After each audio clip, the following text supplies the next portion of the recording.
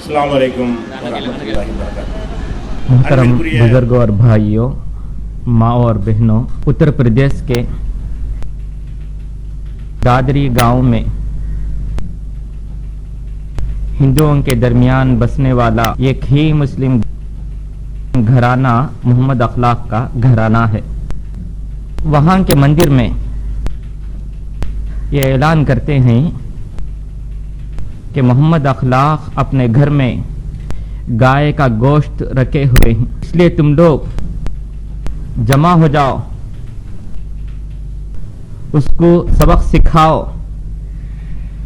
चुनांचे मंदिर के पास जमाशुदा मुश्तइल गुंडों ने उनको कत्ल करने के लिए उनके घर पहुंचते ही बड़े उम्र वाले मोहम्मद अखलाक के घर में घुसकर लाठी, डंडों और पत्थरों से बुरी तरह मारपीट कर मोहम्मद अखलाक को जख्मी कर देते हैं और मौत के घाट उतार देते हैं। फिर उनके छोटे बेटे को इतना मारते हैं और जख्मी करते हैं, समझते हैं कि वो भी शायद मर गया, फिर उसको छोड़ देते हैं।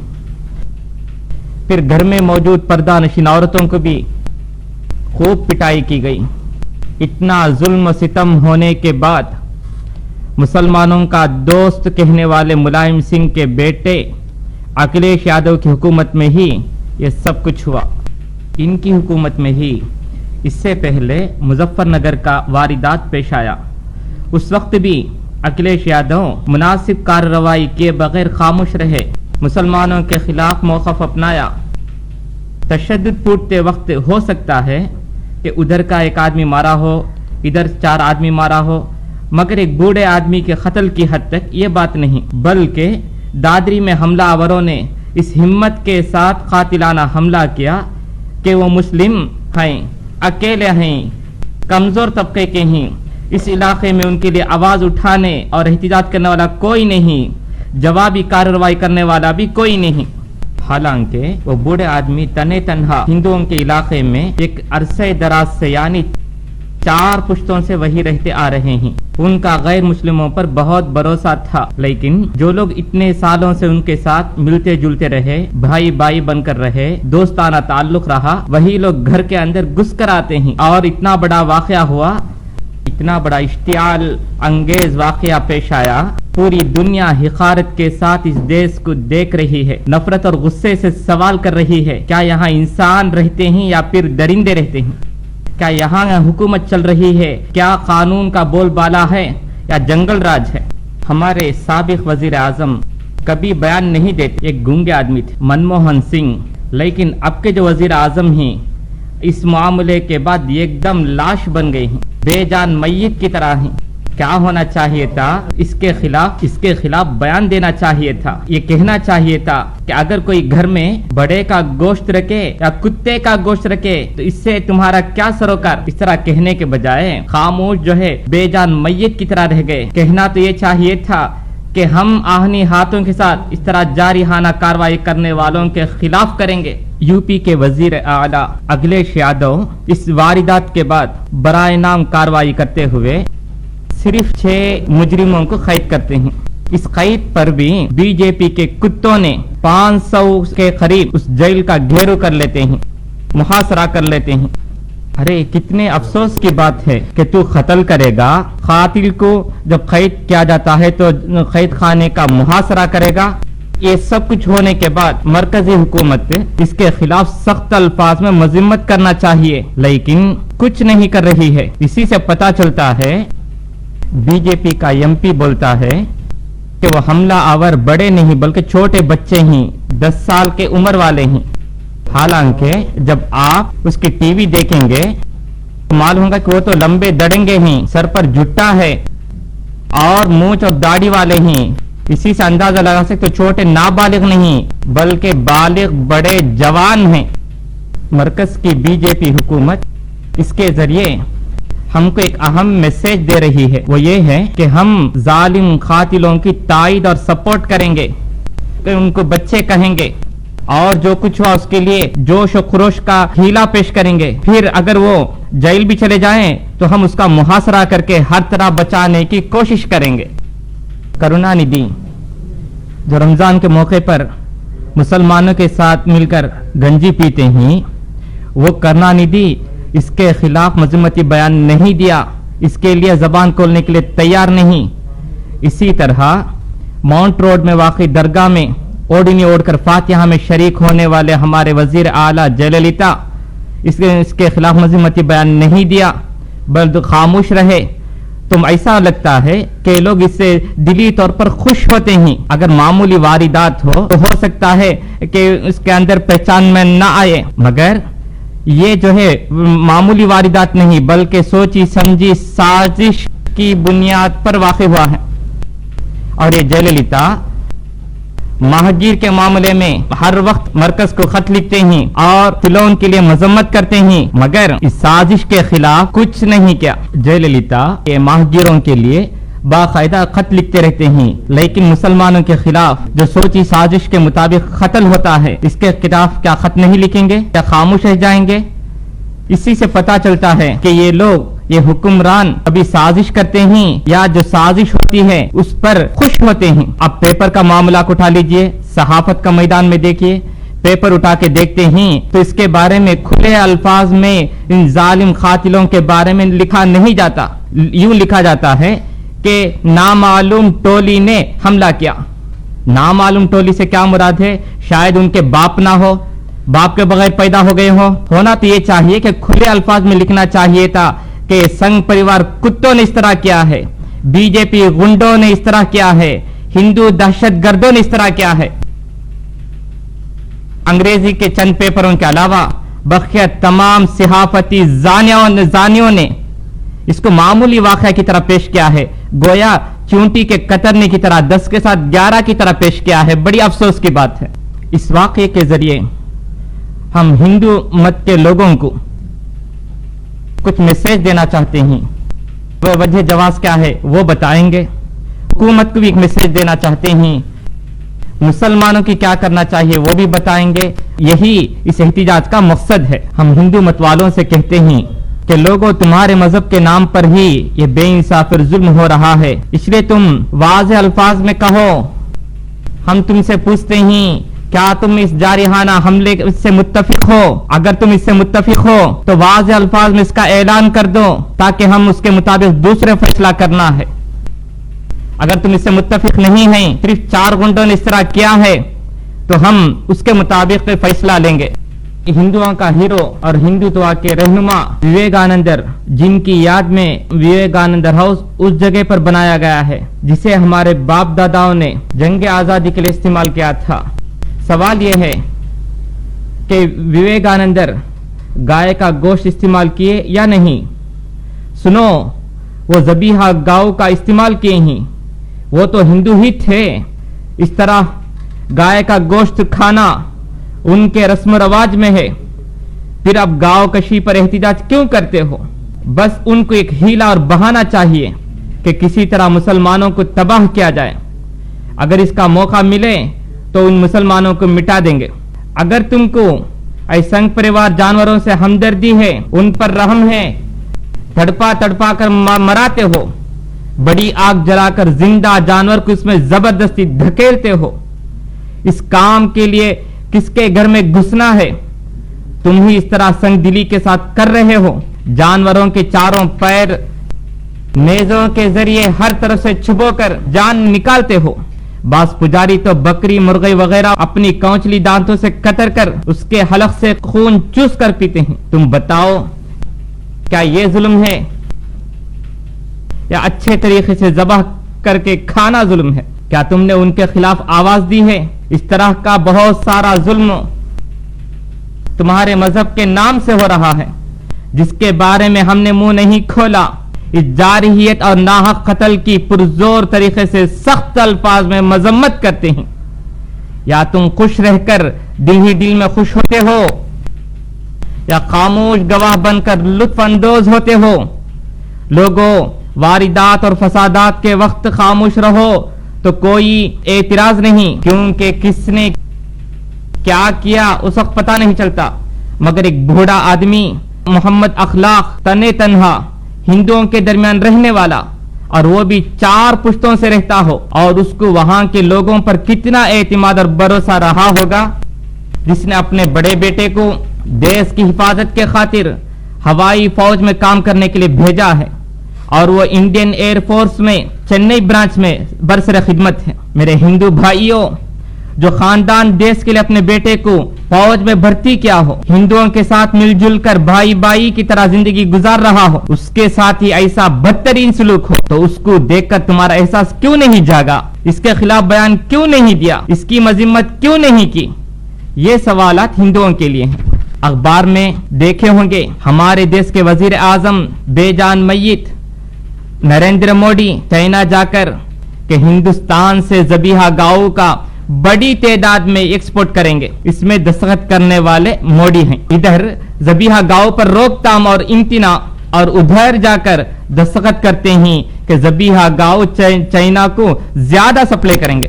اگر گاؤں کشی غلط ہے, محمد اخلاق کا گاؤں کشی کرنا غلط ہے, تو اے سنگ پریوار, ذبیحہ کو سپلائی کرنے کا معاہدہ جس میں مودی نے دستخط کی, اس کو بھی مار مار کر بری طرح زخمی کر کے تڑپا تڑپا کر مراؤ. اے سنگ پریوار, ایک بیل کے کاٹنے پر محمد اخلاق کو قتل کرنا صحیح ہے, تو پھر ہزاروں لاکھوں گاؤں کشی کے ایکسپورٹ کے معاہدے پر دستخط کرنے والے نریندر مودی کو قتل کر کے دکھاؤ. کچھ دن پہلے پیپر میں خبر آئی تھی کہ دنیا بھر میں گائے کا گوشت ایکسپورٹ کرنے میں باہر دیشوں کو سب سے زیادہ سپلائی کرنے والے ملکوں میں پہلا نمبر ہندوستان کا ہے. ذبیحہ گاؤں کو ایکسپورٹ کر کے کروڑوں کے حساب سے زرعی مبادلہ حاصل کرنے والا یہ بھارت گوشت کو کہاں سے لاتا ہے؟ کیا وہ آسمان سے اتارتا ہے یا پھر جانوروں کو ذبح کر کے حاصل کیا جاتا ہے؟ اے مرکزی حکومت, اگر تجھے ہمت ہے تو گائے کے گوشت کو ایکسپورٹ کرنے سے روک دیں. پھر کیا ہوگا؟ حکومت کا چلنا مشکل ہوگا, اس کا دیوالا ہو جائے گا. اس سے زیادہ تعجب کی بات یہ ہے کہ ذبیحہ گاؤں کا برآمد کرنے والے سب کون ہیں؟ سب کے سب سنگ پریوار کی ٹولی ہے, جن کے ایک ادارہ کا نام ہے الکبیر. نام دیکھنے سے لگتا ہے کہ مسلمان کا ہے, حقیقت تو یہ ہے کہ اس کا مالک تو مارواڑی سیٹ ہے, جس کا بہت بڑا فیکٹری آندھرا میں موجود ہے. الکبیر کے نام سے کمانے والا مارواڑی پر مرکز کی بی جے پی حکومت ہے. اس سے ملنے والی آمدنی میں تیری پارٹی چلتی ہے. اگر مرکزی حکومت کو دل ہے تو اس کو بائنڈ کر کے دکھانا چاہیے. اسی طرح عربین ایکسپورٹ, اس کا مالک بھی سادھو سنیت کے بیس میں ایک مارواڑی سیٹ ہے. یہ لوگ ہزاروں کے گایوں کو کاٹ کر عرب اور یورپ ممالک کو برآمد کر کے کروڑ ڈالر کما رہے ہیں. یہی وجہ ہے کہ ہندوستان گاؤں کشی کے ایکسپورٹ میں اول نمبر میں واقع ہے. تو گاؤں کشی کے ایکسپورٹ کو اول نمبر میں لانے والے اداروں کے مالکوں کو قتل کرو, الکبیر کے مالک مارواڑی کو قتل کرو. تو معلوم ہوا کہ میٹر یہ نہیں ہے, بلکہ وہ مسلمان کو تباہ کرنے کے لیے کوئی سبب تلاش کرتے ہیں. یہاں پر محمد اخلاص اکیلا پھنس گیا, اس کے سوا اور کوئی وجہ نہیں. گاؤں کشی بھی جس طرح یہ لوگ سنگ دلی اور بے رحمی کے ساتھ کرتے ہیں, اس طرح مسلمان نہیں کرتے. قربانی دیتے وقت بھی جانوروں میں گائے بیل وغیرہ صرف 30% ہی دیتے ہیں, ورنہ بھیڑ بکرے ہی 70% قربانی کرتے اور کھاتے ہیں. گائے بیل وغیرہ کو کھانا ضروری نہیں, کھانے کا حکم نہیں, بس اجازت. اس کے باوجود اگر تم یہ کہو گے کہ ہم کو پسند نہیں اس لیے تم بھی ناپسند کرو, گھر میں بھی مت پکاؤ, تو خبردار, اگر ہم بھی اس طرح کا موقف اپنائیں, سوچو پھر کیا ہوگا. ہم ایک اللہ کی عبادت کرتے ہیں, مگر تم اپنے گھروں میں بہت سارے بت رکھتے ہو, تو کیا ہم تمہاری طرح گھروں کے اندر گھس کر مار پیٹ کریں اور بری طرح زخمی کریں؟ اگر تمہارے پسند کے مطابق ہم کو چلنا ہے تو پھر ہمارے پسند کے مطابق تم کو بھی چلنا ہوگا. جہاں مسلمان زیادہ ہیں وہاں کیا ہم نے اس طرح کہا کہ مندر کو بند کرو, یا ہم کو اس طرح کرنے کا طریقہ سکھاتے ہو؟ مسلمان یہ سمجھتے ہیں کہ ہم اس دیش میں کم تعداد میں ہیں, اقلیت ہیں, حالانکہ ہم اقلیت میں نہیں, بلکہ ہماری اکثریت ہے، ہنسنے کے لیے نہیں بلکہ حقیقت ہے، کیونکہ ہندو کے نام سے کوئی مذہب نہیں، یوں ہی زبان سے کہتے ہیں، مگر کوئی رام کو خدا مانتا ہے تو کوئی کرشنن کو معبود سمجھتا ہے۔ ہر ایک ذات کی الگ الگ رسم، الگ الگ رواج ہے۔ خریوں کی مندر میں وہاں کا پجاری اپنے بت کے لیے شراب اور گائے کا گوشت کا نذرانہ پیش کرتا ہے۔ تمہارے اندر ہزاروں ذات پات، بے شمار خدائیں، کئی مختلف اور متضاد عقائد اور آپس میں ایک دوسرے سے ٹکرانے والے نظریے اور بے انتہا رسومات کا مجموعہ ہی ہندو دھرم سمجھا جاتا ہے۔ اکثریت اور میجارٹی بتانے کے لیے کہتے ہیں کہ ہندو کے لوگ زیادہ ہیں۔ جب ان سے پوچھا جاتا ہے کہ ہندو کون ہے تو کہتے ہیں جو مسلمان نہیں ہے، جو عیسائی نہیں ہے، وہ سب ہندو شمار ہے، وہ سب ہندو میں شمار ہیں۔ اس لحاظ سے کرنانیدھی بھی ان کے نظر میں ہندو ہیں، ویرمنی بھی ہندو ہیں، یہ وی رامسامی پیریار بھی ہندو ہیں، حالانکہ یہ لوگ ملحد اور منکرین خدا ہیں، مگر چونکہ ان کی نظر میں یہ لوگ مسلم یا عیسائی نہیں ہیں، اس طریقے سے جو بھی مسلم یا عیسائی نہیں ان سب کو ہندو سینسکس میں شامل کر لیتے ہیں تاکہ باہری اکثریت معلوم ہو۔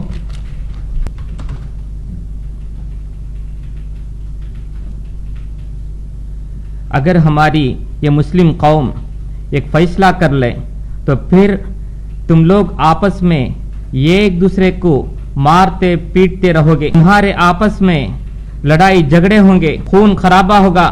فرض کیجئے کہ گاؤں کے لوگ کئی گروہوں میں بٹے ہوئے ہوں اور آپس میں لڑتے رہے ہو، ایسی حالت میں دوسرے گاؤں کے لوگ اس بستی پر چڑھائی کریں، جنگ کرنے پر تل جائیں، تب کیا کریں گے؟ اس گاؤں کے سارے لوگ آپسی اختلافات کو نظر انداز کر کے ایک اور متحد ہو جائیں گے۔ کس لیے؟ دوسرے گاؤں والے کو دکھا کر کہ دیکھو وہ آ رہے ہیں، ہم پر حملہ کرنے والے ہیں، مل کر رہو، اسی میں تمہاری حفاظت مضمر ہے۔ الگ الگ رہو گے تو وہ ہم پر غالب آ جائیں گے۔ اسی طرح یہ سنگ پریوار مسلمانوں کو دکھا کر ہی سب کو ہراساں کرتے ہیں کہ خبردار وہ لوگ آ رہے ہیں، بڑھتے جا رہے ہیں، اگر ہم غفلت میں رہیں تو پھر ہماری خیریت نہیں۔ اس طرح وہ تمام ذات پات والوں کو، مختلف رسم و رواج کے حاملین کو اور متضاد نظریے کے قائلین کو ہمارے بارے میں بیجا خوف اور دہشت دلا کر ہی آپس میں اسمبل کر رہے ہیں۔ لوگوں، آزادی کے وقت ہم سب اگر پاکستان چلے گئے ہوتے تو ہندوستان کا اب نام و نشان باقی نہیں رہتا، کیونکہ اس وقت یادو کا گورو سے لڑائی ہوگی، گونڈروں کا دیور ذات والوں سے جھگڑا ہوگا، اس طرح دیور اور دلت کے درمیان تشدد ٹوٹ پڑے گا، سب آپس میں ایک دوسرے کے جانی دشمن بن جائیں گے، پھر خون خرابہ ہوگا، قتل و غارت گری کا بازار گرم رہے گا۔ ہم یہاں رہنے پر ہی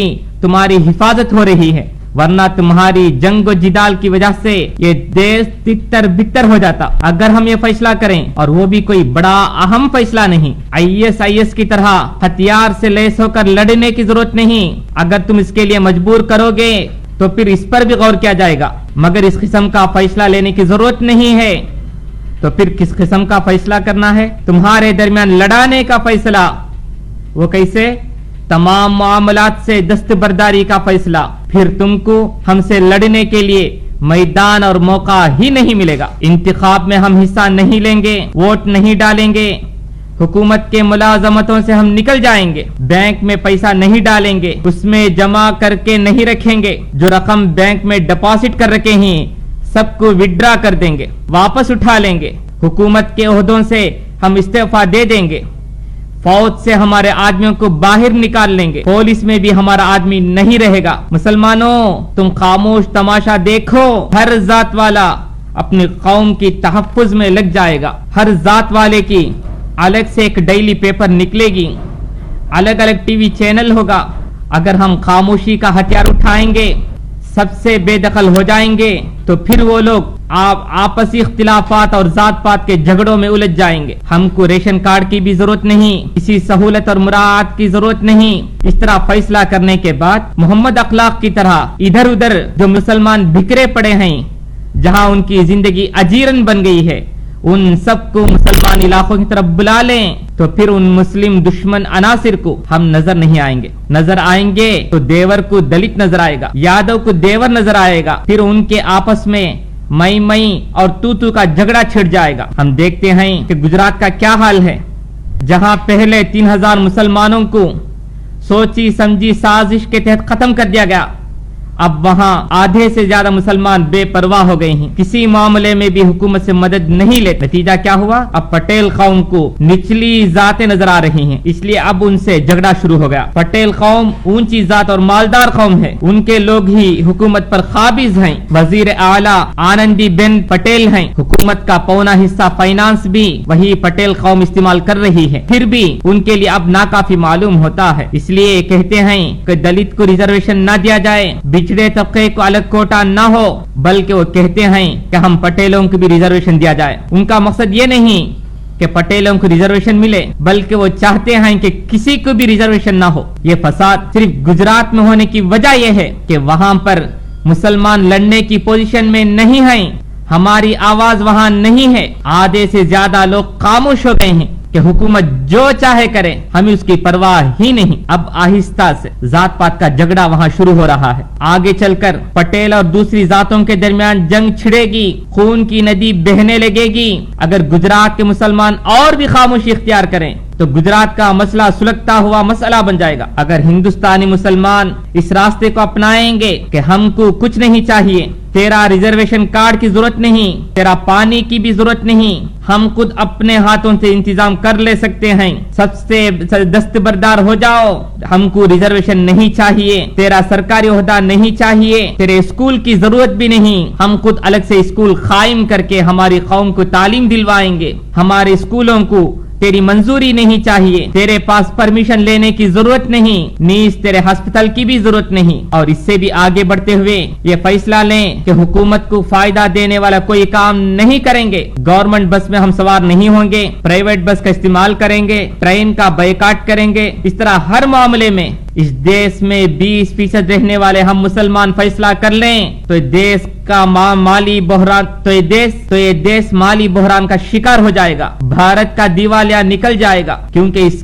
देश की आमदनी में 20% हिस्सा मुसलमानों का है। हर रियासत में मुसलमान इस तरह का फैसला लें तो फिर हुकूमत का खजाना नहीं भरेगा। ये पुलिस जहां भी देखे एक तरफा और जानिबदारी से काम लेती है। हमको मारा पीटा जाता है लेकिन ये पुलिस तमाशा देख, जहां हमको कत्ल किया जाता है वहां भी पुलिस तमाशा देखती रहती है, फिर हम लोगों पर ही मुकदमा चलाती है। इसकी सजा क्या है? सताने की नहीं, बदला लेने की नहीं, बल्कि सबसे अलग और दस्तबरदार होने का ऐलान है। जैसा कि इससे पहले गांधी जी ने अंग्रेजों के खिलाफ अदम ताउन तहरीक चलाई थी, बिल्कुल उसी को हम भी अपनाएंगे। तुम्हारे गांव में लड़ने झगड़ने के लिए हम वहां नहीं रहेंगे, तो फिर संघ परिवार किससे लड़ेगा? तुम्हारे अंदर हजारों जात पात और भेदभाव है, मगर हमको दिखाकर, हमसे खौफ दिलाकर हिंदू मत को भारी अक्सरियत की तरह बताया जा रहा है। मगर हम 20% हैं और तेरे हर जात वालों का तनासुब देखें तो कोई 5%, कोई 3%, कोई 2%, कोई 1%, कोई आधा फीसद रहेगा। मगर तुम हमको डराते हो कि हम मेजॉरिटी हैं। अल्लाह ताला कुरान में कहता है कि तुम उनको बड़ा ग्रोह समझते हो, मगर उनके दिल टुकड़े टुकड़े बिखरे पड़े हैं।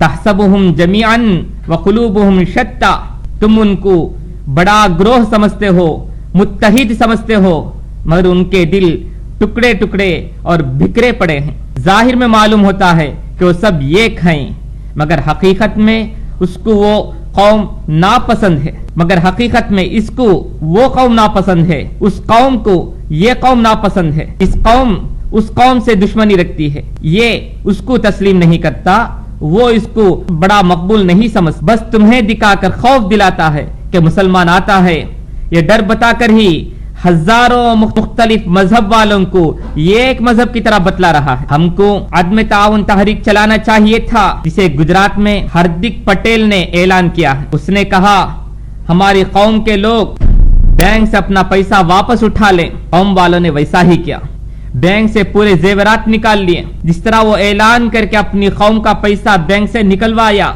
جس طرح وہ اعلان کر کے اپنی قوم کا پیسہ بینک سے نکلوا دیا، اسی طرح ہم کو اعلان کرنے میں کتنی دیر لگے گی؟ ابھی ابھی لوگوں میں یہ احساس جاگ اٹھا ہے کہ گورنمنٹ کے شیئر ہم کیوں لیں، گورنمنٹ کے شیئر ہم کیوں خریدیں، بینک میں اپنا زائد پیسہ سیونگ میں کیوں رکھیں، صرف ضرورت کے حد تک ہی اس کا استعمال بینک میں کریں، اس طرح ہم بھی کریں گے تو پھر بینک میں 20% پیسے کا خط آئے گا، بینک کا چلنا بہت مشکل ہو جائے گا، بیرونی ممالک سے قرضہ لینے کی نوبت آئے گی، پھر اس کو لوٹانے میں مزید دشواری پیش آئے گی، حکومت چلنا ناممکن ہو کر آخر کار وزیر اعظم وغیرہ دیش چھوڑ کر باغ نکلنے کی نوبت بھی آئے گی۔ اگر ہم لوگ چاہتے تو ایسے حالات پیدا کر سکتے ہیں، اس طرح بائیکاٹ کرنے کے 1000 راستے ہیں، ہتھیار لے کر لڑنا ایک راستہ ہے، اس سے بھی ہو سکتا ہے اور ہم جیت بھی سکتے ہیں، مگر ہم اپنا نقصان کیے بغیر ہی اس طرح کرنے پر قادر ہیں۔ تیرے ہی انگلی سے تیری آنکھ چھپو سکتے ہیں، تیرے ہی ہاتھ سے تیری گردن کٹوا سکتے ہیں، مگر ہم کو اس طرح کرنے پر مجبور نہ کرو۔ اس لیے مرکزی حکومت ان دہشت گردوں کو دبائے رکھے، ورنہ ہم عدم تعاون تحریک چلائیں گے، ایک ایک سے الگ ہوتے جائیں گے، لاکھوں کے حساب سے سارے ریشن کارڈ وزیر اعلیٰ کے آفس میں پھینک دیں گے۔ اس طرح ہر ریاست کے مسلمانوں تک یہ پیغام پہنچائیں گے۔ یہ سنگ پریوار ایک چھوٹی سی ٹولی ہے، ہم کو دکھا کر ہی الگ الگ مذہب والوں کو ایک ہی مذہب کی طرح بتلا رہا ہے۔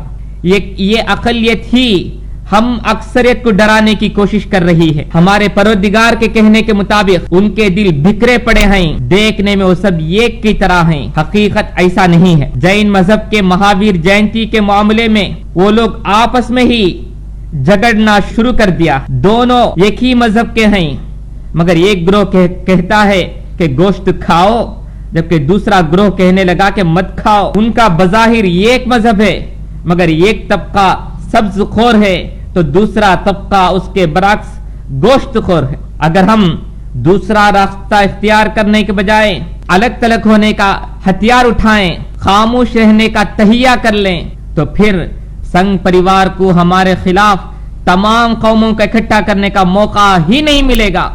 اسی پر اپنی بات ختم کرتا ہوں۔ اللہ